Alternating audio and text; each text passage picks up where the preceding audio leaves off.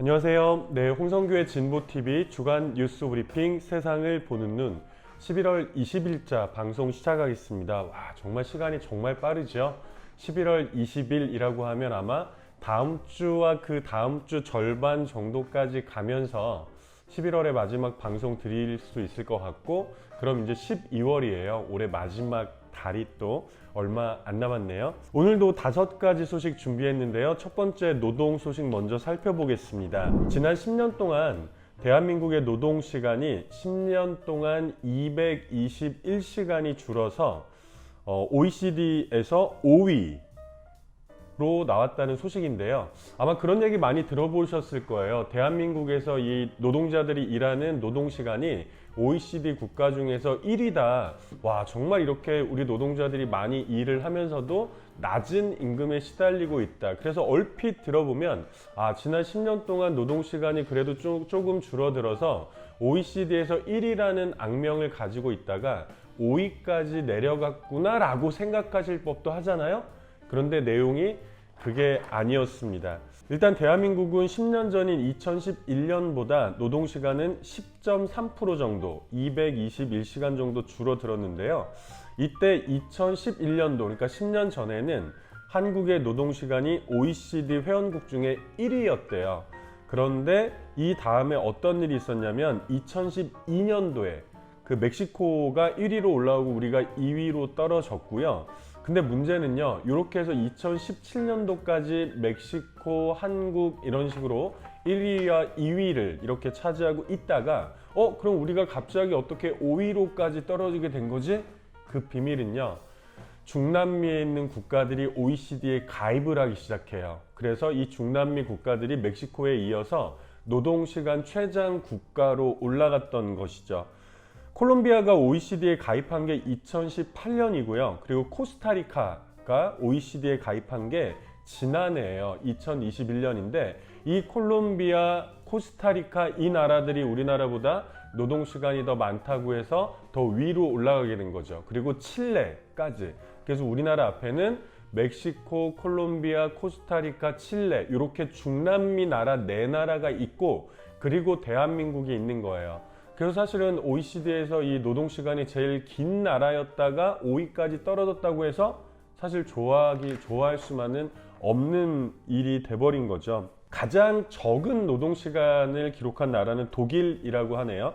독일은 연간 1349시간이고요. 현재 우리나라는 연간 1915시간인데요. 독일보다 무려 566시간 정도가 많아요. 여전히 우리나라는 굉장히 일을 많이 하는 나라라는 것입니다. 말씀드렸던 것처럼 1위에서 5위로 내려갔다고 좋아할 일은 전혀 아니고, 지금보다도 오히려 우리나라는 노동시간이 더 많이 줄어들어도 괜찮습니다. 그래서 지난 대통령 선거에서도 주 4일 노동제, 우리나라는 현재 주 5일 노동제잖아요. 월, 화, 수, 목, 금. 그리고 우리나라는 주 몇 시간 노동제? 주 40시간 노동제죠. 52시간 아니에요. 왜요? 하루 8시간 5일이니까 8, 5, 40시간이잖아요. 그리고 일주에 12시간의 추가 노동을 더 시킬 수 있다라고 해서 40 플러스 12는 52시간 이제 이렇게 나오는 건데, 추가 노동을 더 시킬 수 있다는 빼야죠. 그래서 주 40시간 노동제인데, 이미 세계적으로는 주 4일째 그 노동을 시행하는, 지난번에 아마 소개시켜 드렸을 거예요. 중동의 어떤 나라였죠? 주 4.5일째. 제 기억으로는 아랍에미리트였던 걸로 알고 있는데, 그리고 핀란드나 이런 나라에서도 주 4일제와 관련한 논의들, 게다가 핀란드는요 주 4일제를 하더라도 하루 6시간, 그럼 6, 4, 24, 주 24시간 노동에 대한 논의들도 벌써 진행이 되고 있어요. 우리나라의 노동자들이 얼마나 뼈빠지게 힘들게 일하는지 좀 감이 오시죠? 두 번째 뉴스도 노동 뉴스인데요. 진짜 열받네요. 제목 자체가 무계약이 될까봐 계약 기간을 맘대로 줄여서 해고한 지자체인데요. 이 지자체 궁금하시죠? 이 지자체는 대구의 동구청이에요. 그래서 이 기간제 노동자가 법원에다가 이 구제 신청을 했고, 법원에서 부당하다, 그리고 대구 동구청의 처사는 굉장히 잘못됐다라고 이제 판결을 내렸던 거예요. 조금 볼까요? 대구 동구는 지난 2019년 1월에 기간제 계약직 의료급여관리사를 모집하는 채용 계획을 냈어요. 2019년이면 지금이 2022년이니까 거의 19, 20, 21, 22 한 거의 4년에 가까운 이 세월이 벌써 흘렀네요. 그 전에 이제 요 계약 기간을 냈고, 계약 기간은 2019년 2월부터 그해 12월까지로 정했대요. 그리고 필요시 연장 계약이 가능하다는 조건도 달았고요. 이 소를 제기했던 노동자는 채용에 합격해가지고 2019년 2월 7일부터 최초 한 달을 기간으로 정해서 근로계약을 체결한 다음에 계속 근무를 했어요. 그리고 이후에 2020년 1월에 이어서 지난해 2021년도에도 재차 1년 단위로 계약을 갱신을 했는데요. 문제는 지난해에 근로계약서를 체결할 때 2021년 1월 1일부터 12월 31일까지로 적어서 도장을 찍었다는 거죠. 그리고 이 순간 이미 계약 기간이, 그러니까 일해온 기간이 2년을 넘기게 되는 거였죠. 왜? 최초에 2019년 2월 달부터 일을 했으니까 20년, 21년 2월이 지나는 순간 만 2년이 지나기 때문에 무기계약으로, 계약직이 아니라 무기계약으로 전환이 돼야 되는 건데, 이 사실을 이 동구청에서 뒤늦게 파악을 한 거예요. 그래서 부랴부랴 뭐라고 얘기했어요? 근로계약서에 2021년 1월부터 12월까지로 적었는데 잘못했다. 2년이 넘기면 안 되기 때문에 1월 1일부터 2월 달까지로 바꿔야 된다라고 얘기했는데, 이 노동자가 난 그럴 수 없다 라고 거부를 했더니, 더 큰 문제는 구청에서 직권으로 이 근로계약서를 수정을 해버린 거예요. 2021년 1월 1일부터 2월 5일까지, 그러니까 2월 7일 날부터 일을 했기 때문에 만 2년이 되기 이틀 전으로 고치고, 그리고 여기에 따라서 해고를, 예를 들면 계약기간 만료가 됐습니다라고 해고를 시켜버린 거죠, 사실상. 그래서 이 노동자가 아니 내 의사도 묻지 않고 마음대로 이 계약기간을 수정까지 하고 그걸로 해고를 시켰으니 부당하다라고 법원에 냈던 거고, 법원에서는 이 노동자의 손을 들어줬던 거예요. 그래서 법원은 중노위 판정을 뒤집고 이 노동자의 손을 들어줬는데, 먼저 구청의 착오로 근로계약서가 작성됐다고 볼 수 없다라고 얘기했고, 두 번째는 특히 마음대로 이 근로계약서를 수정을 한 것은 구청의 중대한 과실이다. 그래서 이를 취소할 수 없다라고 질타를 했습니다. 제가 이 뉴스를 또 굳이 이 안내를 드리는 이유는 뭐냐면, 사실 이 비정규직, 계약직 뭐 등등 이게 사회적으로 계속 문제가 되어 왔었고, 그래서 심지어 촛불혁명 이후에 문재인 정권이 들어서고 나서 공공기관에서부터 이 비정규직을 없애자라고는 운동이 거세게 일어났음에도 불구하고 사실상 거의 앞으로 나아가지 못했잖아요. 근데 이 비정규직 문제는 사실은 공공기관, 정부, 여기서부터 사실은 선도를 해나가야 되는데, 거꾸로 지금 보시는 것처럼 대구 동구청 같은 이 공공기관, 정부기관에서부터 어떻게 하는 거예요? 마치 민간기업에서 하는 것처럼 꼼수를 써가면서 계속 계약직으로 사람들을 채용하려고 하는, 어차피 이 일의 업무가 뭐였죠? 네, 의료급여관리사였는데 1년 단위로 계속해서 필요한 거면 이 일은 계속해서 구청에 필요한 일이잖아요. 그럼 무기계약직을 넘어서 정규직으로 채용을 시킬 고민을 해야 되는데, 거꾸로 계속 쪼개서 이 계약직을 고용하고 있는 행태, 여기서 어떻게 민간 기업으로까지 비정규직이나 계약직을 없애는 논의가 될 수 있겠어요. 국가나 정부나 이 공공기관, 행정기관에서부터 모범을 보여야 되겠죠. 이게 확산되는 거 아니겠어요? 그래서 굉장히 저는 좀 심각한 문제라고 생각해서 오늘 뉴스를 소개를 시켜드렸습니다. 세 번째 뉴스는 많이 보셨을 텐데요. 국민의힘 의원을 만나서 사과한 용산구청장. 용산구청장 벌써 유명해졌습니다. 박희영 용산구청장인데요. 이전에도 문제가 됐던 게 계속해서 자신의 책임을 회피하는 이런 발언들을 해가지고 문제가 됐잖아요. 국회에 출석해서도 뭐라고 했어요? 마음의 책임을 지겠다라고 하는 말로 국민들의 공분을 샀었고, 그리고 이 할로윈데이 관련해서 축제가 아닌 현상이다. 이건 어디서부터 나왔던 거냐면, 이게 주최 측이, 명확한 주최 측이 없다 이런 얘기도 있었잖아요. 그래서 명확하게 주최 측이 없기 때문에 축제가 아니라 현상이다 라고 또 얘기를 해가지고 문매를, 이 여론의 질타를 받기도 했었고, 게다가 이제 해명 자체도 거짓 해명이 많이 있었죠. 예를 들면 참사 당일 사고 전까지 2차례 이태원에 현장 점검을 했다라고 밝혔는데 이것도 사실이 아닌 거였고, 그리고 이 경남 의령군이었나요? 거기에 이제 자매결혼 맺었던 이 도시에 뭐 초청을 받아서 갔었다라고 했는데 이것 또한 이게 이제 축제 전날이었나요? 근데 이것 또한 그 공식적인 행사가 아니라 문중에 제사를 지내러 갔던 거였다. 뭐 이런 것들이 추가로 또 밝혀지면서 문제가 되기도 했는데 일단 요 내용을 한번 살펴보죠. 지난 15일인데요. 국민의힘 내에 이 박혜영 구청장이 국민의힘 소속이잖아요. 이태원 사고조사 및 안전대책특별위원회, 이제 줄여서 이태원 특위라고 하는데 국민의힘 내에서도 이 사안이 워낙 심각하다 보니까 이 특위가 꾸려진 거죠. 이 소속 의원들이 참사의 후속 대책을 점검하기 위해서 용산구청을 찾은 거예요. 이 용산구청을 찾은 자리에서 박희영 구청장이 이 국민의힘 의원들 앞에서 섣부른 해명으로 큰 혼란을 드렸다. 제 불찰에 감히 용서를 구하기도 어렵다. 라고 하면서 뭐 눈물까지 흘렸다고 하네요. 뭐 여러 차례. 제가 좀 사실은 이 기사를 소개시켜 드리는 이유는 박희영 구청장이 정작 사과를 해야 될 대상은 국민들 아닌가요?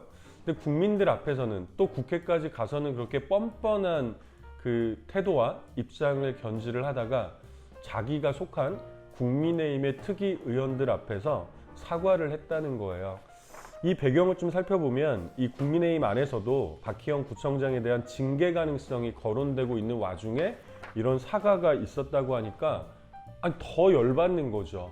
국민들 앞에 국회에서도 공식적으로 사과하고 책임을 지겠다라고 밝혀야 되는 사람이 그 자리에서는 발뺌을 하고 다른 말을 해가지고 오히려 분노를 일으키더니 자기에 대한 징계권을 가지고 있는 이 국민의힘 내의 특위 의원들을 만난 자리에서 무릎을 굽히고 절을 하면서 눈물을 흘리면서 이 사과를 했다는, 이게 더 씁쓸하게 합니다. 정치가 있어야 할 자리가 어디인가에 대해서 정말 전혀 모르고 있는 것 같아요, 여전히. 그렇죠? 다음 네 번째 소식인데요. 이 얘기도 많이 들어보셨을 거예요. 문재인 전 대통령과 청와대 사이에 최근에 설전이 좀 있었죠.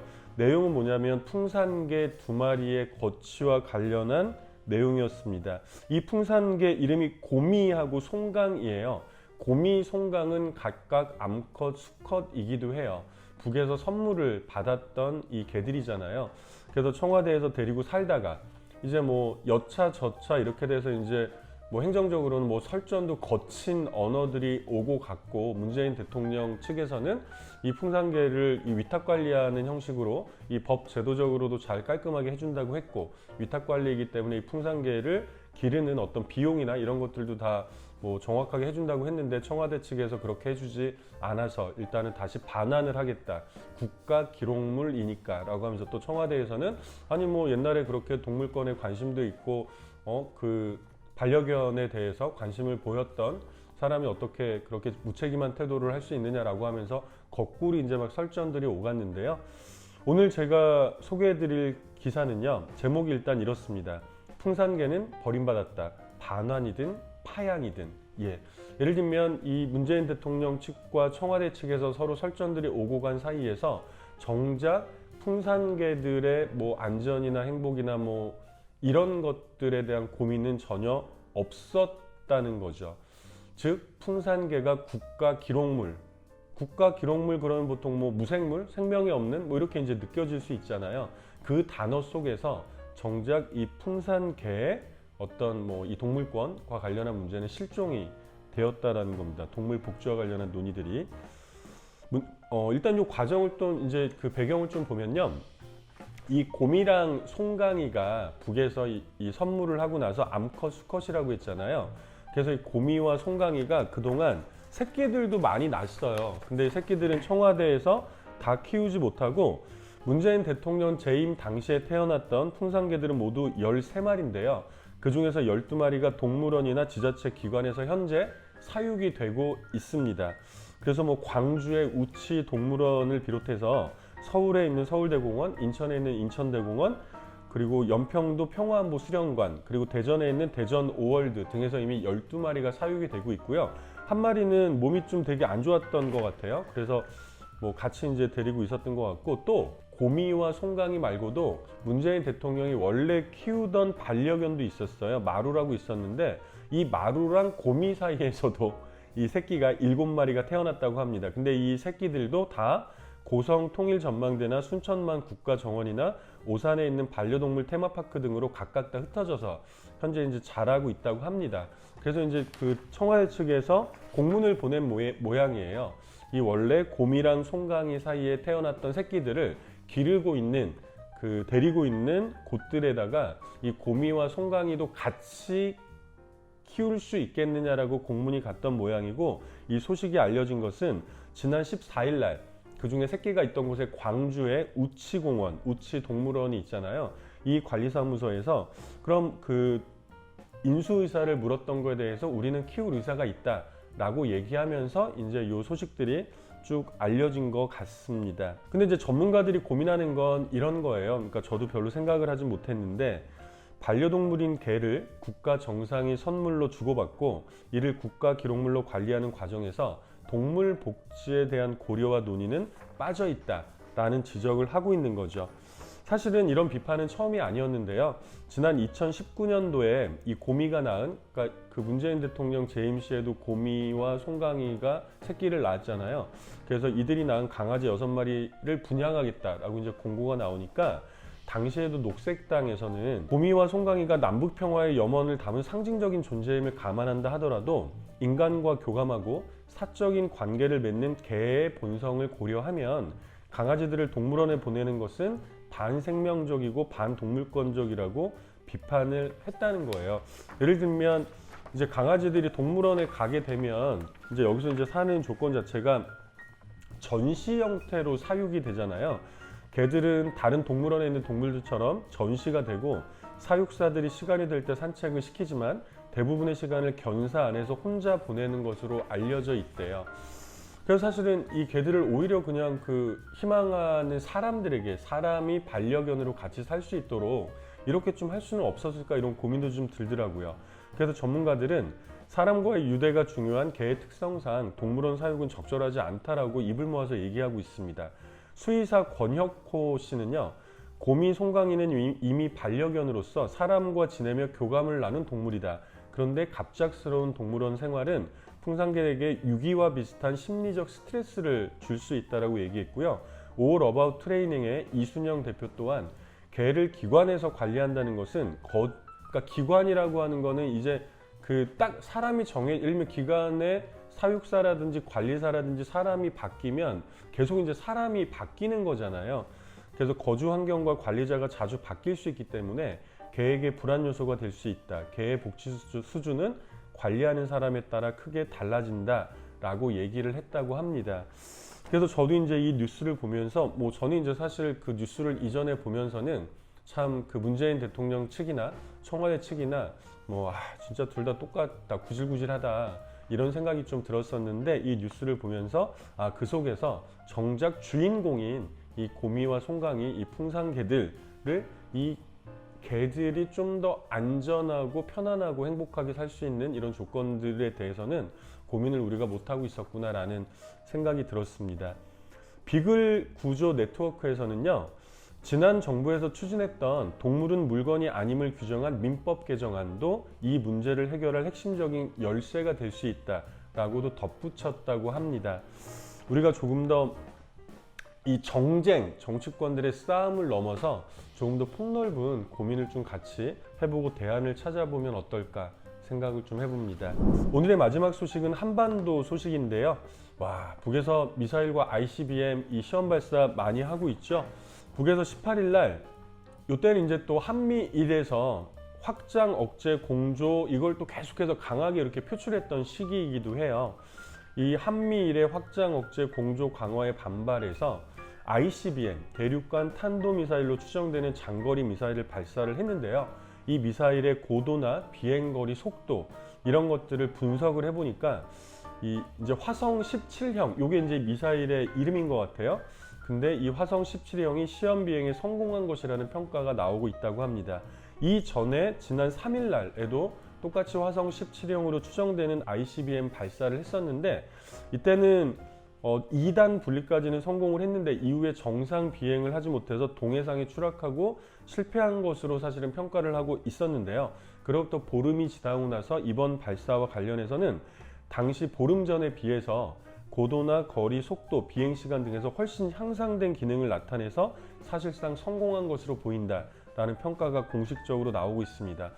우리가 이제 보통 대륙간 탄도미사일 그러면 실제로 대륙간 탄도미사일을 이렇게 해가지고 시험을 해볼 수는 없잖아요. 그럼 어떻게 해요? 이렇게 써야 될 걸 이렇게 높여가지고 각도를 높여가지고 위로 쏩니다. 이거를 고각 발사라고 하거든요. 그래서 이번에 북에서 쐈던 미사일도 고각 발사를 해가지고 어디 떨어졌냐면 일본 옆에 있는 바다에 떨어진 거예요. 공해상에. 그래서 실제로 이제 전문가들이 분석하는 건 이 고각 발사가 아니라 각도를 정확하게 이렇게 했을 때는 무려 사정거리가 미국의 동부뿐 아니라 이게 최대 사거리가 15,000km. 이 고각 발사를 실제로 정상 발사했을 때 어떻게 나오는지를 사진으로 잘 설명을 해놨더라고요. 그래서 실제로 미국 전체 영토 자체가 이 화성 17형 ICBM의 사정거리 안으로 들어가게 된다는 이런 공식적인 발표인데요. 당연히 미국에서, 당사자인 미국에서도 발끈하고 나왔겠죠. 그리고 한국과 일본에서도 이 미국의 발끈하는 입장에 동의하는 여러 가지 제스처들이 같이 쏟아져 나왔겠죠. 그런데 문제는 뭐겠습니까? 여전히 이 한반도는 뭐 전 세계적으로도 사실 뭐 독일도 통일이 됐고 분단된 나라들이 이제 거의 강제로 분단된 나라들이 거의 없는 상황에서 한반도는 여전히 남과 북이 대치를 하고 있으면서 갈등과 긴장이 계속해서 잦아들지 않고 있다는 것이죠. 그리고 그 와중에 이제 어떻게 보면 북과 미의 대립과 갈등 속에서 뭐 얼마 전에 이제 그 한미 공중 합동 군사훈련들도 있었고 그리고 북에서는 계속해서 핵무기를 개발하면서 자위적인 어떤 이 권리와 조치들을 좀 하려고 하는 이런 입장들이 지금까지 계속해서 대립으로 좀 이렇게 확산돼 왔던 거잖아요. 우리가 정말 고민을 해야 되는 건 뭐 니네가 다시 한번 시험 발사하면 또 제재 들어갈 거야. 이런 어떤 지금까지 이 강대 강에 계속해서 서로가 서로를 이렇게 좀 치는 이런 방식이 아니라 뭐 잠깐 있었죠. 촛불혁명 이후에 문재인 정권 초반에 뭐 북미 정상회담이 정말 역사상 처음으로 있기도 했었고 남북 정상회담은 이제 셀 수도 없을 만큼 뭐 예전에 정말 2000년에 그 남북 정상회담, 뭐 2007년에 남북 정상회담, 뭐 6.15 선언, 뭐 14선언 이럴 때는 정말 그거 자체가 기념할 만한 일이었다면 그 이후에는 뭐 이루 하나하나 기념할 수도 없을 만큼 남북 정상이 많이 만나기도 했어요. 이 속에서 이제 대화와 타협, 여러 가지 선언들이 나오기도 했는데 이게 완전히 좀 거꾸로 가고 있는 형국이라는 거죠. 다시 이전에 했던 대화를 통한 이 선언이라든지 합의들 이런 것들을 어떻게 좀 살려내면서 남북 사이의 강대강의 대치들이 아니라 우리 한반도의 평화와 공동의 번영과 그리고 통일로 나아가는 길들을 어떻게 찾아갈지를 정말 같이 머리를 맞대고 고민해야 할 때가 아닌가라는 생각이 들고요. 제가 볼 때는 그 북은요, 사실은 지금 미국과의 어떤 협상과 합의 과정에서 미국은 계속해서 북이 실제로 핵무기를 보유한 국가임을 인정하지 않으려고 하는 게 이제 공식적인 입장들이잖아요. 그래서 북은 핵무기 보유뿐만이 아니라 이 핵무기를 미 본토까지를 사정거리로 하는 운반체에 관한 기술까지도 우리는 공식적으로 가지고 있다라고 하는 것들을 좀 쐐기를 박는 확인을 받으면서 이로부터 새로운 협상과 논의들을 핵무기가 있는 나라와 없는 나라와의 협상과 핵무기를 서로 가지고 있는 나라들 간의 협상은 주제가 달라질 수밖에 없죠. 이런 것들을 좀 논의 테이블로 좀 끌어내려고 하는 이런 어떻게 보면 좀 강한 이 강수들을 계속해서 좀 제기하고 있는 게 아닌가 싶습니다. 우리 한반도의 평화와 관련해서 그리고 공동의 번영과 우리 모두의 이 통일로 나아가는 길과 관련해서 우리의 고민이 어느 때보다 필요할 때가 아닌가 싶습니다. 이렇게 오늘도 5가지 소식 전해드렸습니다. 말씀드렸던 것처럼 이제 곧 있으면 12월이에요. 그리고 날도 조금씩, 오늘은 일요일이었는데 엄청 화창하더라고요. 그리고 많이 따뜻하더라고요.